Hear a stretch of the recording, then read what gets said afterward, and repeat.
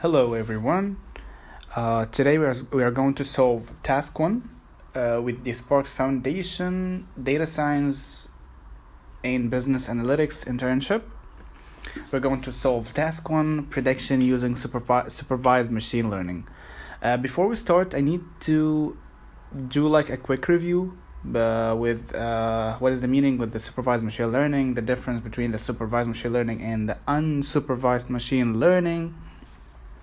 So I'm gonna do like a quick revision or quick review about the difference between those. First of all, the supervised machine learning is something that you trained your machine to do with a well-labeled training data, and after that the machine will go on to do its work.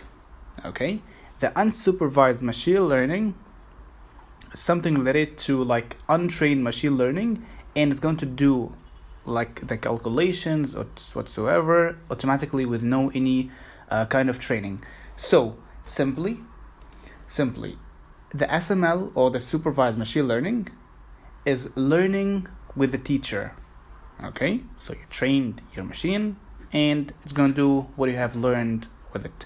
The unsupervised machine learning, it's learning without a teacher, so it's going to do all the jobs and train itself to do the data. Okay, let's continue with the steps.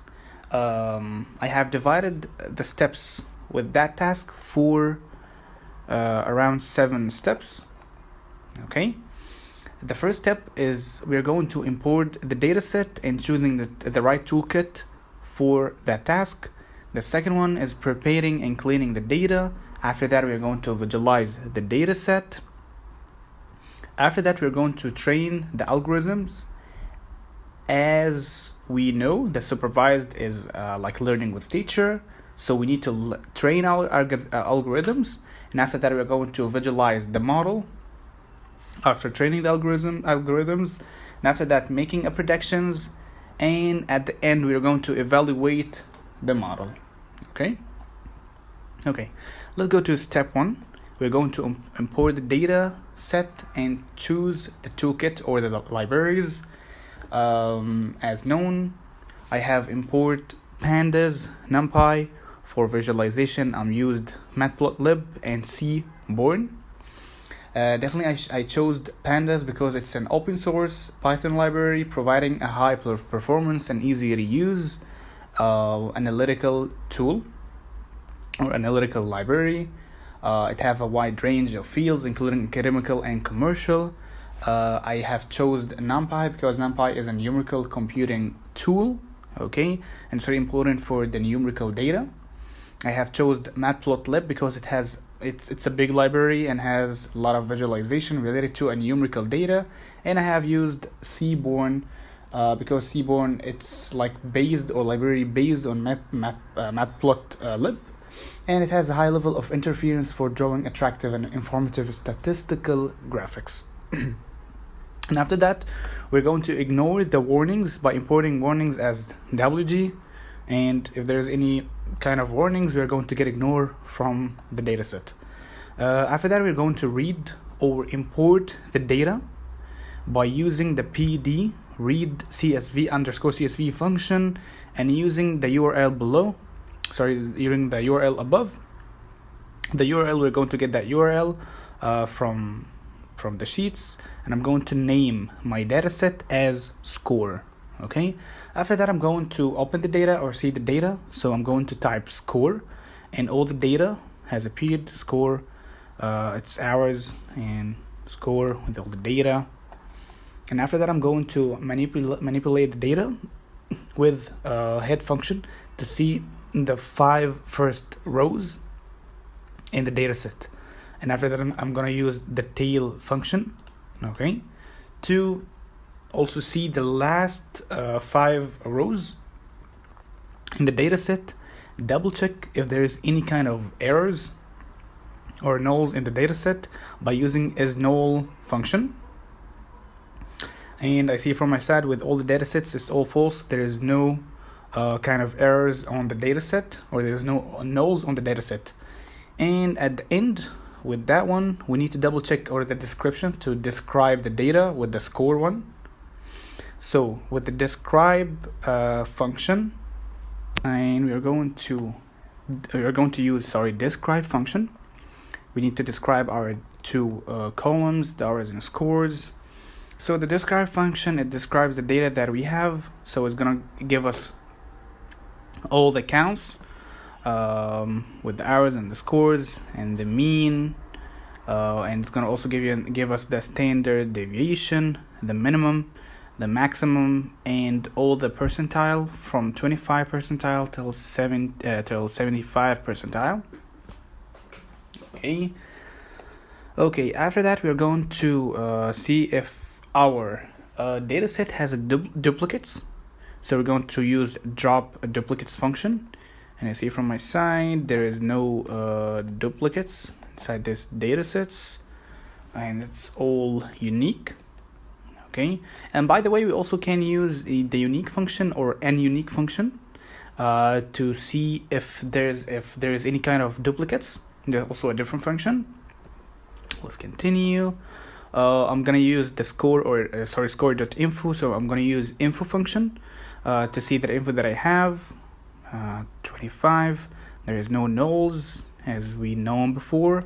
There is the data type. It's float because the data type with hours has dots or points, and this one is a numerical data. Okay, after that we're going to see or double check again. Double check the sums of nulls. As we known, we have 0 nulls as we known before. Right now we're going to the second step, preparing and cleaning the data. Okay, so preparing and cleaning the data. We already manipulate the data and double check there's no errors. So we already cleaned the data in a good way. So we're going to double check the headers again. I double check the head function, the first 5 rows, nothing to know. We already did that at the first phase. And right now we are going to use the iLook function to separate the data with the score and hours. So we're going to use the iLook function in the X data. So this is going to be the hours, and Y is going to be the scores. So how to use that function? So we need to name our x's. So I'm going to name the first one as X score dot iLook function. So we need the values to be the same as it is with the decimals. So we're going to use that one to use the decimals, and the Y one is going to be the scores, and we are going to use that one with non-decimal or the same. So we had separated, as you see, separating X, and also separation. This separation is going to be really useful with the algorithms, with the algorithms training, So first one is the same as the score, the X array, and the second one with no decimals is the one with the score, 21, 47. So that's everything seems to be fine. Right now we have divided the two data sets to X and Y to train our algorithms. And after that, we're going to use the sklearn model, so we can divide the learning with the machine learning. Okay, so we're going to divide it for two, xtrain and xtest. So we're going to divide the first column for training and testing, and the second column also for training and testing, and use that function. So we're going to use train test split. The test size is going to be the first one with decimal and the second one with absolute numbers. After that, we're going to visualize the data or the division of the data, the X and Y. So we're going to use the plot or the visualization tool with the plotting the data sets. We're going to use RC params. You're going to use the figure and fig size function. We're going to use like the aspect ratio from 16 to 9. Okay, and after that we're going to use the score plot. we need an X. The X axis is going to be named as hours, and the Y is going to be named as scores. The style, we can use a lot of different style. We can, I chose the triangle one. I chose the red color, and then the marker size, I chose 10. Definitely. Right now, we're going to use the title function. We need to give our visualization a title. So I'm going to name it as hours versus percentages. Okay, and we're going to name our X label, or axes. I'm going to name it as hours studied, and we're going to use Y label. So we need to name it as percentage score here, and after that we need to use the grad function and show.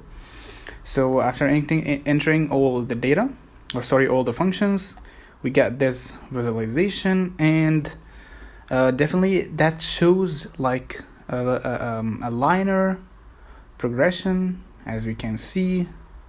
For example, if someone studied 5 hours, so the score percentage is going to be 60. If one studied as 8 hours, so 7 for example 0.94 or 85, it's going to be above 80, as we see here. And the last one is that. So it shows a linear regression. A linear progression. Right now we're going to continue with the graph. Okay, this graph shows a relationship between our studies and a score percentage. Right now I'm going to use the correlation function to see if there is a correlation between the variables above. And after using the correlation function, we see it has a good correlation. It's all positives, so that's a good sign.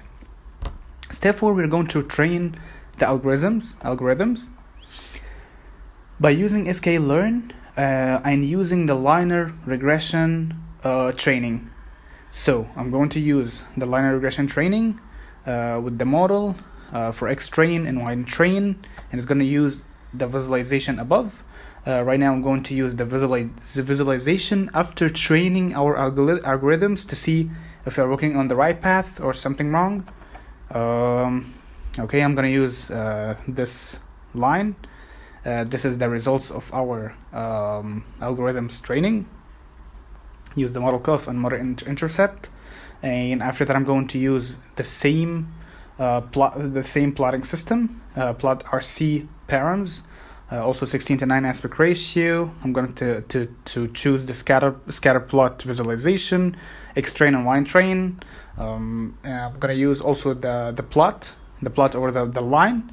The progression line is going to be as a green, and the rest of those is going to be red.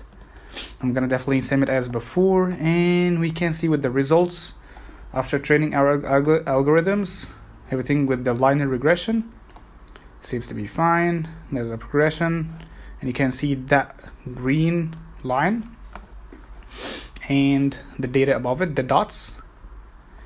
And after that, we're going to use the testing data. In that case, we chose the training data. After that, we're going to use the testing data. It's going to be the same one, using the RC params and using the scatter plot, and also get the linear regression with green line, but using the tests, not the train. Okay, so after using the test sample, also it shows there's a progression, and there's a dots related to the train. Also it shows a positive impact. Right now we're going to make a prediction. We just need to print the X test. So we already got the results from the X test, and all shows a positive interaction. We're going right now to print the X test and print the Y test and see the Y prediction. So the Y prediction from the Y test, it shows a good amount, so like 16.8 from 20. This is a good amount, or this is a good progression, a good regression. And after that, we're going to use the comparing actual and prediction function. So the actual and prediction, we got all the rows right now. So it's 20, 16, 33 to 27 from 33. This is the prediction. And after that, we're going to calculate the prediction after resolving all that algorithm, the train algorithms, we're going to see if the student studies for 9.25, how much score he is going to get. He's going to get around 93.6. Okay, as we know, by using the data with own prediction and model predict hours. At the end, we have predicted the score of a person studied for 9.25 hours, and it's going to be 93 after training the algorithms with machine learning. And after that, we're going to evaluate the model. We're going to use scale learn with metrics to see the absolute error. And right now, the mean absolute error is around 4.18, and this is not a big deal with the error. So right now we have finished. I hope you have enjoyed the video, and that's it. Thank you for watching.